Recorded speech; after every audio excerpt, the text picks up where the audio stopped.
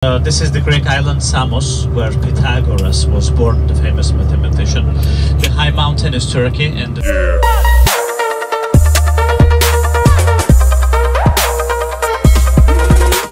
welcome back sa ating vlog! Ayan, nandito naman tayo sa Kusadasi, kung saan bibisitahin natin ang House of Virgin Mary. First time natin dito kay Mama Mary na pinapaniwalahan. Isa to sa kanyang mga original houses. Taray, daming bahay ni Mama Mary.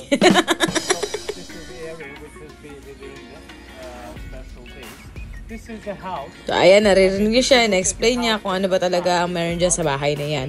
Originally, sa loob nun, yun yung original house ni Mama Mary. And over the time, there's a little bit construction around the area. Kaya ganyan na ang itsura na parang mukha siyang bago. So, maliit lang na altar ang makikita niyo dun sa loob. At ayan ang picture taking natin sa labas. Aside from that, meron din dyan yung mga station na pwede ka magtirik ng kanila, maghiling ka, mag-wish-wish ka dyan. Ayan. So, palabas na tayo dahil maliit lang yung bahay na yun, parang 30 square meter lang. Aside from that, sa baba nun, meron tayong Fountain of Youth. Diba pa? Nakakabata yan. Ano yan peace, love, and health, if I'm not mistaken. So, fresh water daw yan. Coming along from the mountain, like holy water. So, syempre, tayo papuli, picture taking. At uminom tayo ng 3 lagok. Charot. Aside dyan, yan yung prayer wall na pinaniniwalaan din na pag nagsulat ka dyan at dinasal mo, sinabit mo dyan, tinali mo, matutupad. Siyempre, hindi rin tayo papahuli. Nag-pray din tayo dyan, nagsulat din tayo dyan, at saka sinabit din natin yan. Check! O, diba? Tapos meron ding prayer na ganyan. Hindi tayo papahuli dyan. Yung hagis din tayo ng coin, dasal-dasal din tayo. Pinapaniwalaan din na yan yung isa sa mga bathing system nila nung araw, mga panahong kopong-kopong. So, di natin naabutan yon, kaya wish-wish na lang tayo. After nun, may isa pa tayong pinuntahan, which is yung 5 minutes later.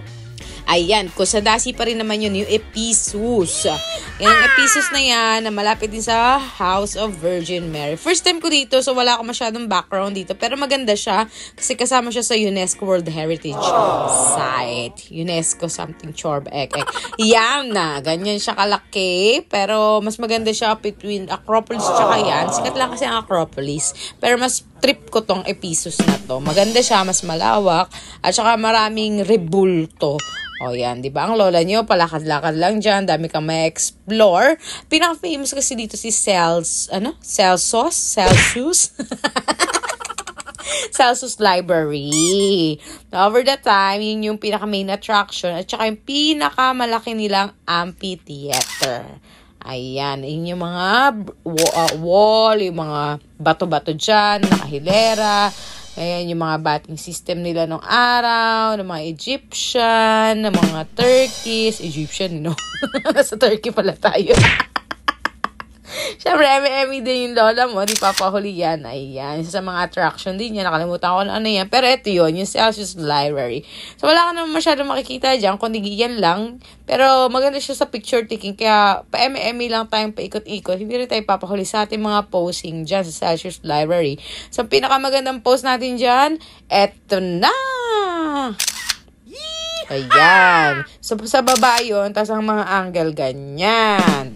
Ito na yung pinakamalaking amphitheater nila. Bandang dulo na yan, so parang, kung lilibutin mo siya, napakalaki niya. So, around an hour din yan. Tapos, after nun, dahil yan lang naman makikita nyo, see you sa next vlog natin. Don't forget to follow me, like, and subscribe, and don't forget to leave your comment.